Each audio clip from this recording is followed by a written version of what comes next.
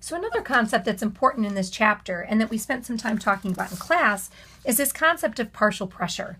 And the idea is when you have a mixture of gases, we kind of talked about the pressures of all the gases as a total is reflective of how much each one of them is contributing. So kind of as our example in class, we talked about there being kind of a boy gas and a girl gas, right? And I related this to the fact that our classroom is about 2/3 girls and 1/3 boys. So if we consider that the total pressure of the gases contained in our classroom, right? Our classroom has the walls that are our container, and you guys are individual molecules. If the total pressure was 1 atmosphere, then the contribution to pressure from the girl gas would be 0.67 atmospheres, and from the boy gas would be 0.34 or 33 atmospheres.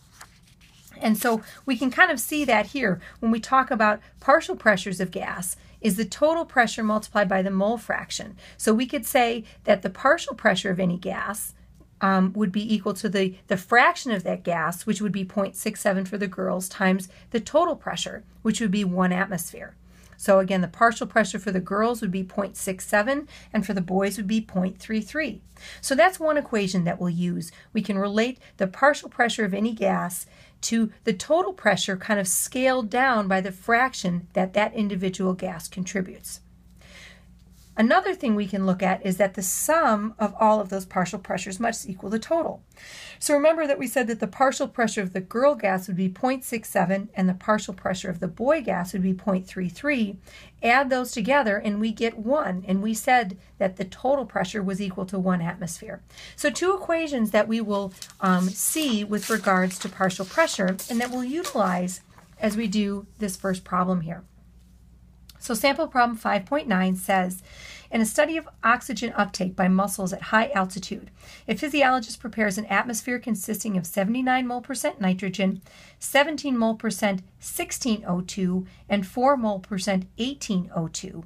So this really represents kind of, a standard mixture of oxygen of gases where you've got about 79 to 80% nitrogen, and then in this case about 21% oxygen. Why we have this oxygen O2 is we can visualize that. That's a radioactive isotope or a heavy isotope that we can monitor its uptake in tissues, and we can kind of see how muscles are taking up oxygen under high altitude conditions. The total pressure is 0.75 atmospheres, and that simulates high altitude. So kind of at sea level, the pressure would be on 1 atmosphere. When you're up on top of a mountain, you have a lower total pressure, which actually means that there's less oxygen up there. So we want to calculate the mole fraction and then the partial pressure of oxygen in that mixture. Well, keep in mind, anytime you see the word fraction, there's two things I want you to think of. I want you to think about part over whole, and then the concept of in every 100 when you hear the word percent. Okay, so we've got percents that we have here. So we can use that when we think about in every 100. So if we want to think about mole fraction and we think about part over whole, that really means the moles of 18O2 over the total moles.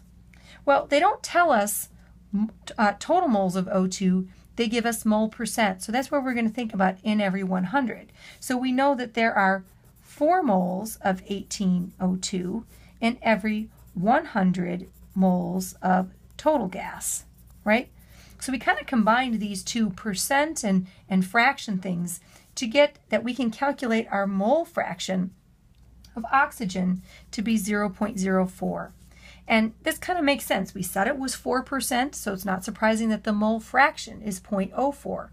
And so we represent mole fraction by this Greek letter chi, and so we can say that the mole fraction is 0.04.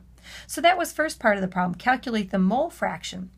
Now we want to calculate the partial pressure of this heavy isotope of oxygen. So the equation that we had allows us to relate the partial pressure of any gas, so we're looking at the heavy isotope of oxygen, is equal to the mole fraction of that particular gas times the total pressure. and again, they gave us the total pressure was 0.75 atmospheres. So we're going to have essentially 4% or 0.04 of that total pressure contributed by our heavy isotope of oxygen. So mole fractions, again, don't have any units. We can think about this as being kind of a scale down function of the total pressure. And so our partial pressure of oxygen gas is going to be equal to 0.03 atmospheres, 4% of the total.